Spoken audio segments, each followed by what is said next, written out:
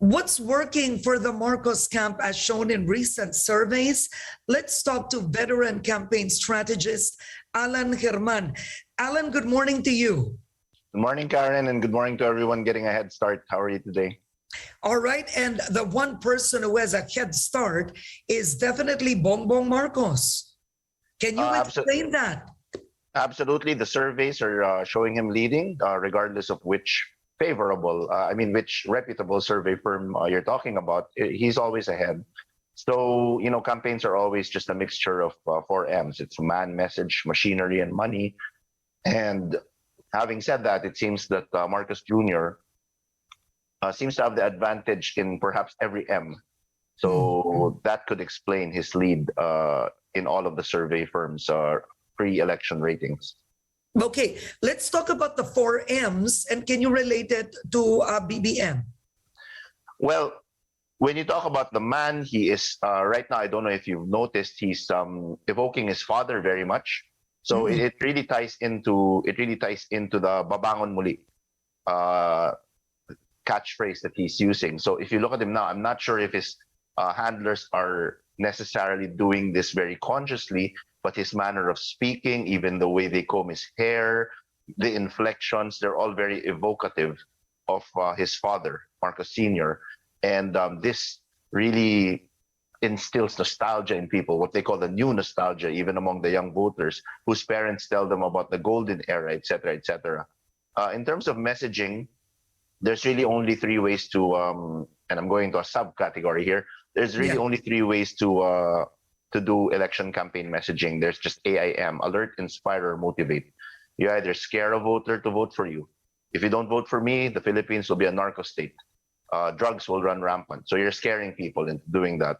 Or conversely, you can also say, if you don't vote for me, the other candidates will steal from you. So that's an alert play. The more powerful one, though, is the I, the inspire, wherein you're linking your candidacy to an abstract ideal, something to aspire for, something great.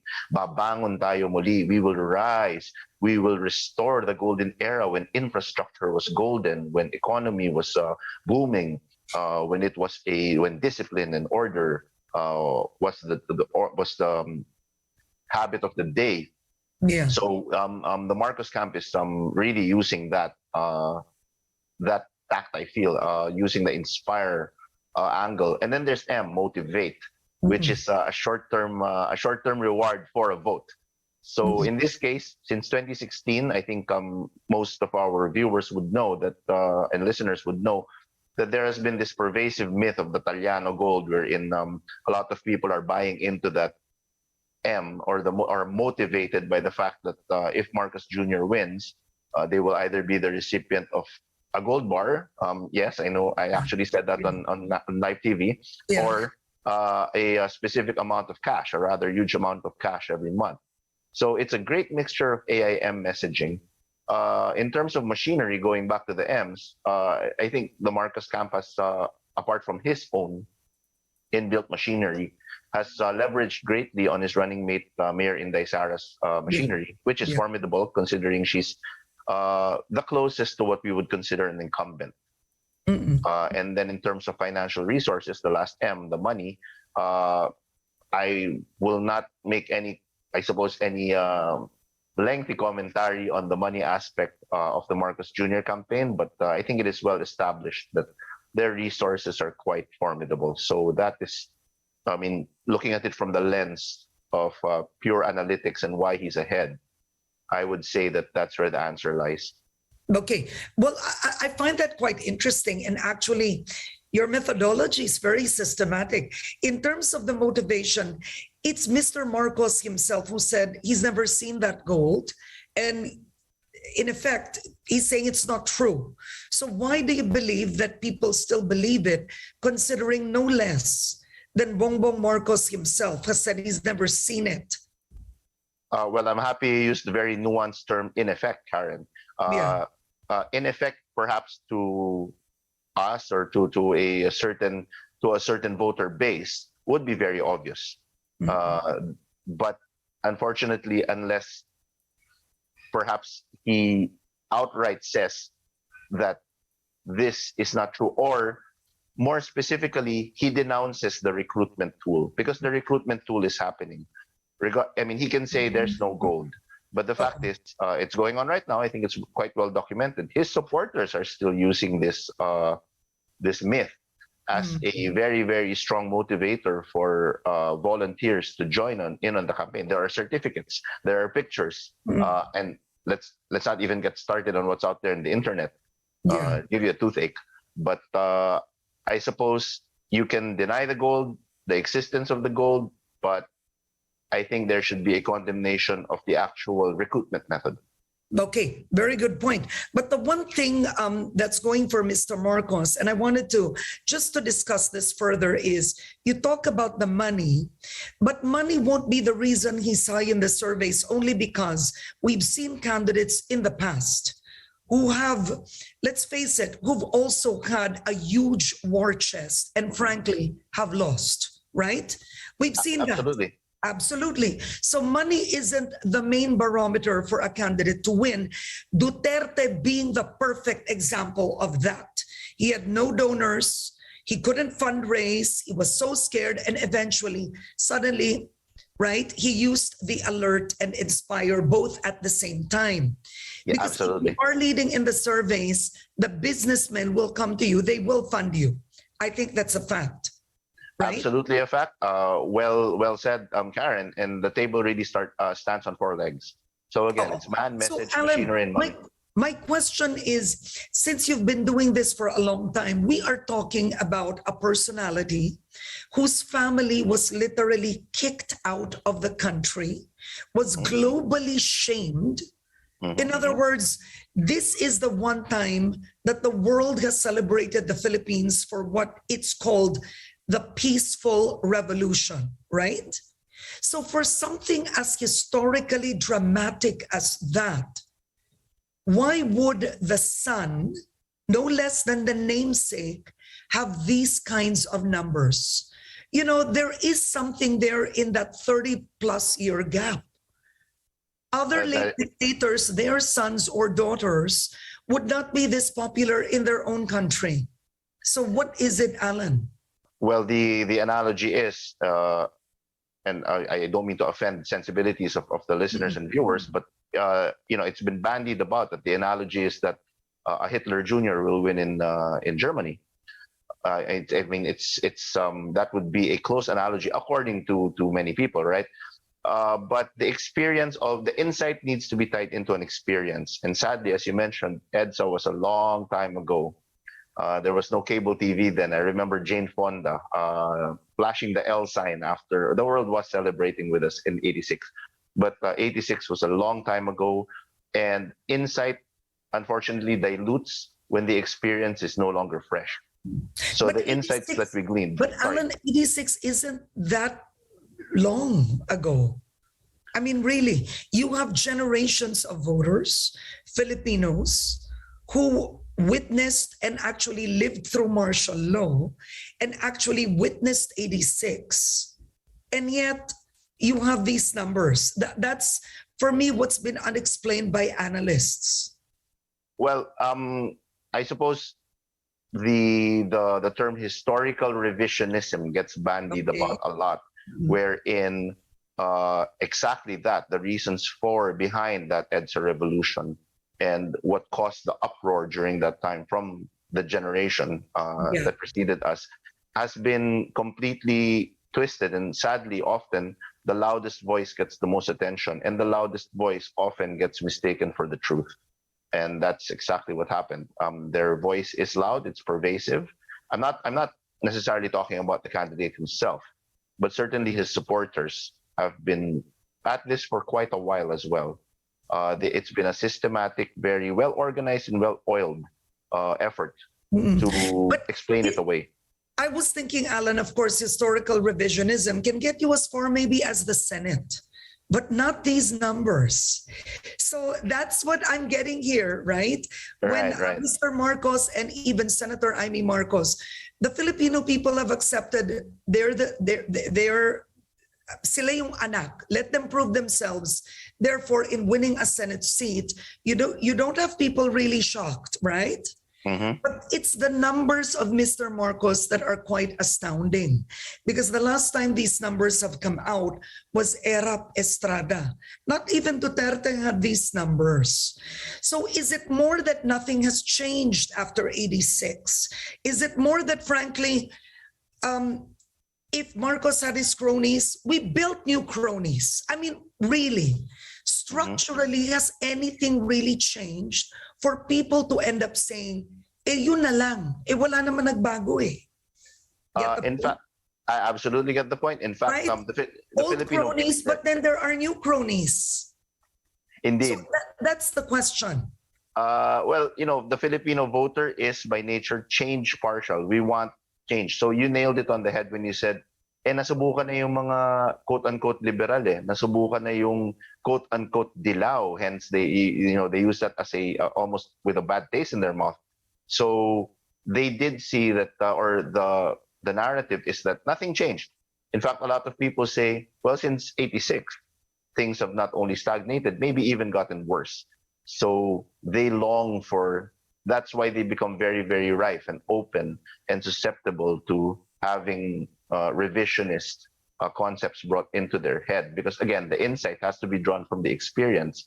And sadly, the experience of many is, tama ka, Karen, yung lumang crony na palitan ng bagong crony. Hindi naman talaga nagbago. It did not, there were no systemic changes brought about.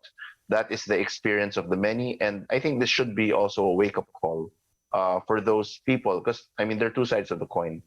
There are those people who believe that, the gains of EDSA are ever pure and that it was a Camelot of the Philippines, when in fact, perhaps they should also have their feet on the ground and see that this was not the experience of many. And we're seeing this in the surveys now. Okay, very interesting what you said, Alan. The humility to accept it wasn't the experience of many, right? Okay, my next question is VP Leni Robredo. Lito Banayo has said she has a cap of 14%. Now, nobody really has a cap, as we've known. Duterte started with single digit and suddenly ended with a lead of 11%, above, I think, even Senator Grace Poe. Do you remember? Yes. And Right? March 15, last 2016. Absolutely. So technically, no candidate has a cap, but considering you have Leni Robredo, who's worked so hard during the pandemic, why can't she eat up into Marcos and Duterte's voter base? What's happening, Alan? Well, first, with all respect, I mean, I admire the man so much. To Lito Banayo, one of my idols. But I think I don't know where he's getting that cap figure, because we have to recall that VP Leni got 14 million votes when she ran as vice president in 2016. So I'm not sure if there are many people out there who were dissatisfied with their vote. I'm not sure if there are many people there. Those 14 million were sad that they voted for VP Leni and would not vote for VP Leni again. Having said that, I think the target here, if I was, I mean, I am a math guy, I suppose. I know the numbers behind the campaign. I wouldn't necessarily be targeting the Marcos votes at this point. Just maybe a portion of it because it's necessary to catch up. But it's really hard to convert the Marcos votes to Leni because they're diametric opposites. They truly are. In the same way, a Leni voter will never say, "Ay, kung wala si Leni, I will vote for Marcos Jr." They're diametric opposites politically on the spectrum, maybe ideologically, to dramatize it more. Ideologically, they're on opposite sides of the spectrum. So tough job ahead for the VP Leni camp and their handlers. Alan, is it fair to say that Isko and Leni technically would have shared the same voters? Because would he have been the alternative to Marcos? And Leni is perceived by some as the alternative to Marcos too. Would that be fair? No, in fact, thanks for mentioning that, Karen. I meandered about your last question and didn't actually mention that point. That's a fantastic point. The reason why there's so much difficulty also eating the Marcos Jr. votes is because of cannibalism among the remaining candidates. Yeah. It's true what they. I mean, you see it a lot on social media. It's almost true what they're saying now. It's Marcos Jr. and everybody else. So there's some cannibalism happening on the "I'm not voting for Marcos Jr." Voter. Oh. And Alan, being a political strategist, if you were to, I guess it would be very difficult with these numbers, but how would you improve the campaign of the other candidates? So what's Well, lacking? right. You talked about the strength of campaigns in which you said the Marcos camp has all of it. But let's talk about Lennys camp and Isko's camp. Isko was the shining star, right? He sure was. Okay, so let's talk about that based on your 4Ms. How should each improve? Well, in terms of the 4Ms, you need to enhance something. You need to equalize your so-called weakness. And you need to be exceptional in one thing. Mayor Isko, if we're talking about Mayor Isko, I think should go out on more public fora. He should go out on debates. He owns the stage. He's natural. That's his training. So I would say that the camera loves him. He should concentrate more on that. I'm wondering why he's not tapping on his former showbiz contacts. That is a powerful influencer at this stage in the campaign, wherein you have celebrity endorsements coming out and throwing their weight behind you. I'm wondering why Mayor Isko is doing that. I believe Vice President Lenny is beginning to go to that strategy. Comms-wise, in the latter part of the campaign, you have your 3 A's. You applaud, so continue applauding the good things you're doing. But yes, the other A sadly also stands for attack. You also begin to attack. So start hitting maybe ever so slightly. Again, that's a very, very tricky discipline. Yeah. But, I wanted to ask you, are attacks always good? Because some have said the reason why Mr. Marcos seems to be above the fray is he refuses to attack. In fact, it is one of the main reasons why he is leading the surveys, because his messaging is absolutely, very campfire, kumbaya moment. We're all holding hands. It's unity. So if you notice now, what the other candidates are doing is that they're hitting that very message. They're actually attacking that very message and saying, that's your solution. Economic problems, unity, magkaisa. Peace and order, unity ang sagot. Crime and corruption, unity pa rin ang sagot. So they're actually hitting that message. This stage in the campaign, the attack quadrant has to be present already, especially with a lead like that. It's a necessary evil. Kailangan umupa ka rin ng konti. I see. Okay, interesting the attack method, because I remember the vice presidential debates in 2016 where it was that moment between Robredo and Marcos, and Robredo attacked Marcos and said, apologize first, return the money. And you had other vice presidential candidates in that same debate chiming in. So literally, Mr. Marcos was attacked, which could be one of the reasons why would I go to another debate just for all of you to gang up on me? To gang up on me, what for, right? So no, the question now is, will attacking help Robredo at this point? Well, the conventional wisdom would say that it would actually favor Mayor Moreno more, Isko more. I see. Because again, the fallout, the non-tenacious Marcos Jr. voters, if you're talking about the quote-unquote soft voters, the better term is non-tenacious, the less tenacious Marcos voters, again, would never necessarily go to VP Lenny, because that they are anybody but Lenny, the ABL thing, right? So more likely, any cast-off or turned-off voters from attack incidents would favor Mayor Isko. Okay.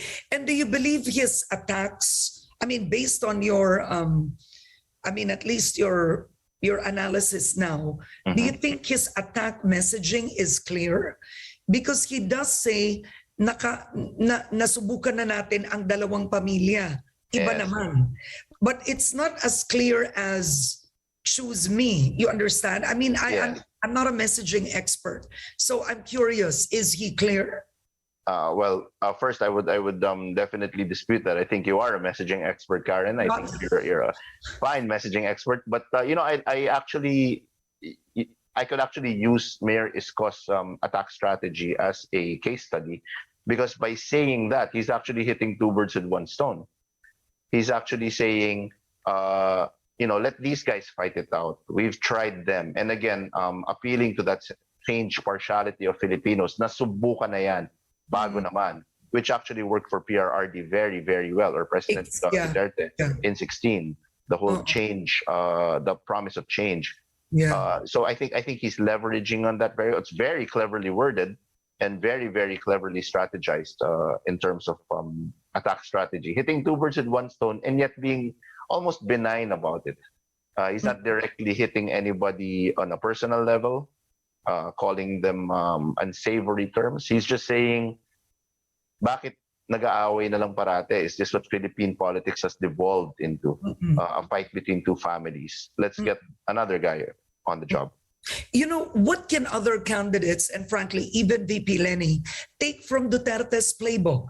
I mean, let's face it, the guy started, he was at 1-2%. Am I correct? Yes, indeed. 1-2%. And this was a time when, of course, leaders were very NCR-centric, so to speak. So here's one coming from Davao, we knew of his name, 1-2%, and suddenly ended up with those numbers. And that's one person that didn't have machinery and had no money to begin with. But something clicked. So what can they take from Duterte's playbook? Well, I'm not sure if it's something they would necessarily take, given the personalities of our current crop of candidates. But really, what President Duterte did in 16 was he created, the technical term here is, he created a really unstoppable cult of belonging. It was, if you're not with us, you are against us, and we will ravage your town. If you are not, if you are anti-Duterte, it was us versus them. He created that very strong cult of belonging, wherein his followers were almost warriors. And in fact, I'm using that term because they themselves use it. They are Duterte warriors. And the class war. Don't forget the class war too. They did leverage greatly on that, wherein it's the oligarch, di ba? The term, it was the word du jour during 16, di ba? Mapag-aping oligarch, mapang-abusong oligarch, and the intellectual elite. Diyan lumabas yung, edi ikaw na magaling, pag hindi ka Duterte, edi ikaw na magaling, edi ikaw na mag-presidente. So I'm not sure if it's a strategy that will necessarily work at this point, especially given the personality and inclinations of our current crop of candidates. So would you say the elections are over, Alan, based on your personal experience? Well, absolutely not. I'm a math guy at heart. We were talking about President Duterte's own example. In 2016, if you look at his candlestick chart, or it doesn't have to be a candlestick chart, just if you just track the survey results, he only pulled away marked on the March 15 to 20 survey of the SWS. Is the door closing fast? Yes, it is, but it hasn't closed entirely yet. Depending on which survey you're looking at, some will say the leader is at 60, some will say he's at 50, SWS, for example. But the fact is, there is a drop. There is velocity. We're talking about velocity. Some are going up, and some are, the trajectory is going down. So the short answer to your question is no. I don't think the elections are over. We'll find out in May. Okay, so let's talk about trajectory. As we know, trajectory is everything. Absolutely. It actually states how you're going to finish the race. So right now, among the candidates, would you say, let me read. Okay, so first, the Pulse Asia survey had 2,400 respondents. So that's where Mr. Marcos is at 60%. 60, yeah. And Robredo was it 16? 16, yes. 16. Now, the SWS survey has 1,200 respondents. And Domagoso, Isko and Manny have an 11% share each. Tied. Right? Yeah. Tied. Okay. And of course, you have Senator Lacson at 6. He's quite steady, would you say? Yes, and very consistent with who Senator Lacson is. He is a steady guy. Yeah. Absolutely, yeah. Okay. So, in terms of trajectory, how many points? I mean, clearly, does Robredo, or let's put it to Isko, per month, based on you being a math guy, you'd have to win to make it to May 9. Well, if the trajectory is Marcos Jr., and this is purely linear before I get blasted by every math and statistics professor out there, this is purely linear extrapolation. If we're looking at the leader, Marcos Jr., dropping at 7% every survey, yeah, assuming he will, of course, that's a wild assumption. But if he is dropping at 7%, it will take about 7 weeks for VP Lenny to catch up and eventually take the lead. But that's, again, a purely linear assumption. And before I get blasted in the comment section, I am saying that the realism of that happening is up in the air. Whether that's a realistic scenario or not, it's up in the air. Okay, so Mr. Marcos's numbers, I mean, clearly, before Mayor Sara Duterte came, he was hitting maybe a high 20s and high 30s or mid 30s, correct? Yes. So it's really the Duterte voter base that solidified Mr. Marcos. Would that be fair? Yes. Absolutely. And again, the geography of it, looking at it geographically, it was, and I know this has been romanticized very much so, but it's, again, the solid north consolidating with Mindanao, di ba? So, magaling. So, Visayas ngayon ang battleground. You can almost think about it in those terms. So, the Cebu vote. Well, the Cebu vote. The Cebu endorsement for Cebu President endorsement. Matter.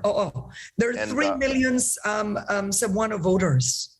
And let's not forget, early on in the campaign, even during the pre-campaign, let's not forget that Vice Presidential candidate Mayor Inday Sara got or enlisted the daughter of Gov. Gwen Garcia as her spokesperson. So perhaps there was a lot of long-term planning and strategic planning even then. Okay, so my next question, should one withdraw? And who should it be? To see the other candidates or the opposition actually, I won't use opposition because they're not all opposition, but alternatives to even have a fighting chance. If I were to ask you now, oh my goodness. Wow. I'm checking the title of the program. Head Start pala to. Hindi pala hotspot pala. Imbes na Head Start. Who should withdraw?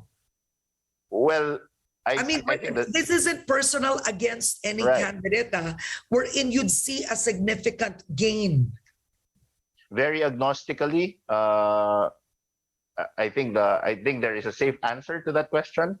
Agnostically, if you ask who should withdraw for their, let's again put the assumption in. The assumption is to take down the survey leader. Yeah. Agnostically, having said that, I think the answer should be everybody below the second placer should withdraw and throw their support behind the second placer. Okay, but my question is, would, let's say, Isko Moreno supporters vote for VP Lenny, or would they go to Mr. Marcos? Because you have Moreno that's centrist. In fact, I would say that that's a split. I would think that that's a 50-50 split. One of the developments we were closely watching as campaign strategists is how the initial brickbats of President Duterte would play out, because he initially started hitting Mayor Isko, and then it stopped. It stopped, and people sort of forgot about it. So there is a big chance that a lot of Mayor Isko's voters, should he bow out, I'm not saying he will, absolutely not, but should he bow out, I would say it's 50-50. They would go to Marcos Jr. And where would Manny Pacquiao's voters go? Because, the reason I'm asking, there was a blind item on one of the candidates already, right? I'm sure you've seen this. Yes. And one of the candidates might withdraw in March. Right, right. Well, if it is Manny Pacquiao, I would think his votes would primarily go to Vice President Lenny. Okay. And if Ping Lacson withdraws, I mean, I doubt that would happen, but I'm just curious. I would think that it would be Mayor Isko who would benefit most from a withdrawal from Senator Ping in terms of analogous and very, very similar messaging. The get it done guy, the action guy. So very, very similar. You could almost make the case that Mayor Isko, although he's coming from the executive, is almost a young Senator Ping, if you think about it in those terms. Okay. My last question, Alan. I mean, your father is a veteran when it comes to political campaigning and political strategy. And I'm sure he's lived through the Marcos era and probably has even participated in 86. But what vision are you seeing for the country after a possible Marcos victory? Well, I am hoping that it will be a story of redemption. I'm praying that it is a story of redemption. If indeed he does win, if the surveys continue and he does take the presidency, first of all, the voice of the people is the voice of God. We can hem and haw and cry about it all we want, but the fact is the majority voted him in, and that's the way democracy works. So the prayer is that he will take this experience and really use it as a redemption story and say, everything you have been saying about my family, all of your fears, all of your apprehensions about the return to martial law, about my supposed desire to steal from the national coffers, all untrue. In fact, I will be the complete opposite of that. I'm hoping that this is the outcome. That's the prayer. On that note, well said. Thank you so much for joining me today, Alan Herman.